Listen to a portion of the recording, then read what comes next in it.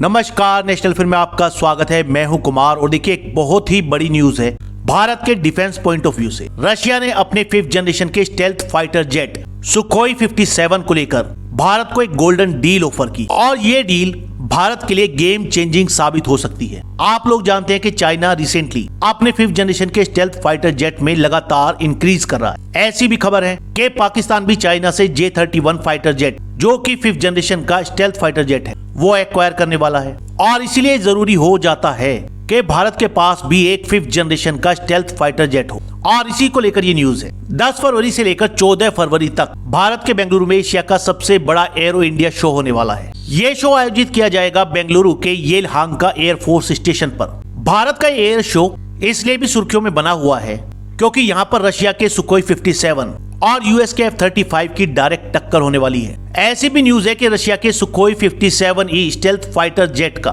Flight demonstrator prototype Bengaluru के Yelahanka airbase पर पहुंच चुका है। इसके कुछ विजुअल्स भी सोशल मीडिया पर काफी वायरल हो रहे हैं। इससे पहले रशिया का सुखोई 57 नवंबर 2024 में चाइना के जुहाई में एरोस्पेस एग्जीबिशन में दिखाई दिया था। अब बात करते हैं रशिया के गोल्डन ऑफर की। आप देखिए रशिया में सुखोई 57 को मैन्युफैक्चर कर रही है यूनाइटेड एयरक्राफ्ट कॉर्पोरेशन, लेकिन यहाँ पर रोसबोरोन एक्सपोर्ट के डायरेक्टर जनरल अलेक्जेंडर मिखेव का बयान काफी इंपोर्टेंट है। रोसबोरोन एक्सपोर्ट रशिया की सोल स्टेट इंटरमीडिएटरी एजेंसी है और यही रशिया के डिफेंस एक्सपोर्ट और इंपोर्ट को देखती है और इसके डायरेक्टर अलेक्जेंडर मिखेव ने कहा है कि रोसबोरोन एक्सपोर्ट भारत को प्रपोज कर रही है एक all round development of cooperation on the Sukhoi 57E project. उन्होंने भारत के सामने कई प्रपोजल रखे हैं। सबसे पहला प्रपोजल तो ये कि अगर भारत चाहे तो रशिया भारत को readymade 57E fighter jet provide कर सकता है। दूसरा प्रपोजल ये रखा है कि अगर भारत चाहे तो रशिया अपने सुखोई 57E फाइटर जेट का जॉइंट प्रोडक्शन कर सकता है भारत। और तीसरी एक और क्रूशियल बात कही है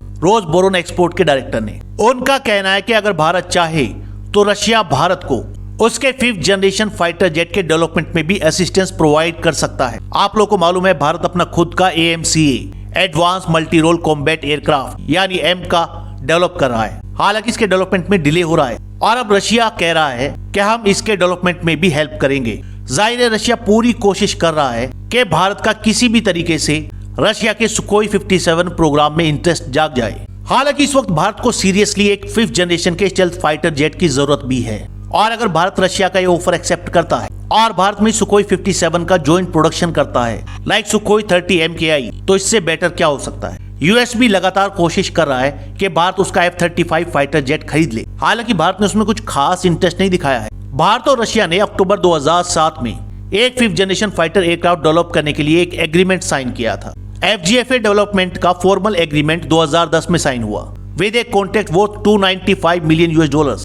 इस कॉन्ट्रैक्ट के अंडर भारत के इंजीनियर्स लगभग 20 ट्रेनिंग कोर्सेज के लिए रशिया भी गए। ये ट्रेनिंग कंप्लीट भी हुई, लेकिन फिर भी ये प्रोजेक्ट आगे नहीं बढ़ पाया क्योंकि भारत कई मुद्दों पर रशिया से डिसएग्री करता था, जैसे कि cost, India's work share, extent of technology transfer and delivery schedules. Indian air force के और भी 2 कंसर्न थे। पहला तो ये कि इंडियन एयरफोर्स को लगता था कि स्टेज 1 इंजन के साथ रशिया के fighter jet super cruise speed हासिल नहीं कर पाएगा और दूसरा ये कि इंडियन एयरफोर्स को ये भी लगता था कि शायद इस फाइटर जेट की स्टेल्थ टेक्नोलॉजी इतनी इफेक्टिव नहीं है। उसके बाद रशिया ने इस फाइटर जेट में कई बदलाव किए हैं इंडियन एयरफोर्स की रिक्वायरमेंट को देखते हुए। अब रशिया ने सुखोई 57 में AL-51 स्टेज 2 इंजन लगाया है और इस इंजन के साथ सुखोई 57 सुपर क्रूज स्पीड हासिल कर सकता है। पहले इसमें लगा था AL-41 F1 इंजन जो जनरेट करता था 9 टन ड्राई थ्रस्ट, लेकिन ये जो नया इंजन है AL-51 स्टेज 2 इंजन ये जनरेट करता है 11 ton of dry thrust and 17.5 ton in after burner और ये सुखोई 57 के थ्रस्ट में इंक्रीज हुआ है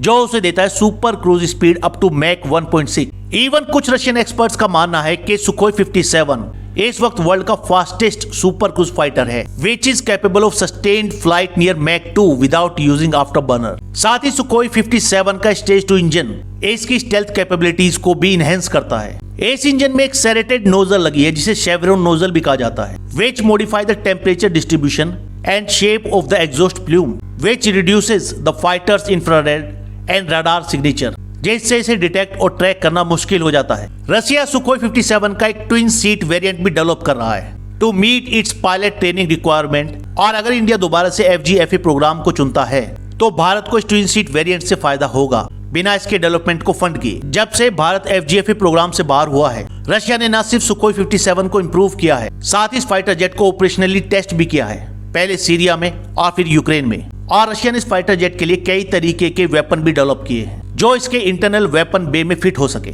कुछ चीजों से ऐसा भी लगता है कि भारत का दोबारा से इस प्रोग्राम में इंटरेस्ट जाग रहा है। आप लोग को याद हो, जुलाई 2024 में prime minister Narendra Modi Russia की विजिट पर गए थे और उससे पहले कई जगह न्यूज छपी थी कि प्राइम मिनिस्टर नरेंद्र मोदी और व्लादिमीर पुतिन के बीच में 5th जनरेशन फाइटर एयरक्राफ्ट के जॉइंट डेवलपमेंट को लेकर बातचीत हो सकती है। एक चीज और ध्यान देने वाली है, फिलहाल भारत के पास 5th जनरेशन के स्टेल्थ फाइटर जेट के 2 ही ऑप्शन हैं, एक रशिया का सुखोई 57 और एक यूएस का F-35। लेकिन भारत यूएस के F-35 में कोई भी इंटरेस्ट नहीं दिखा रहा है। रिसेंटली ऐसी भी न्यूज आई थी कि तुर्की और पाकिस्तान भी तुर्की के कान फाइटर जेट का जॉइंट प्रोडक्शन करने वाले हैं पाकिस्तान में। आप लोगों को क्या लगता है कि क्या भारत को रशिया का सुखोई 57 खरीदना चाहिए या नहीं? फिलहाल इस वीडियो में इतना ही। नेक्स्ट वीडियो में जल्द मिलेंगे। धन्यवाद।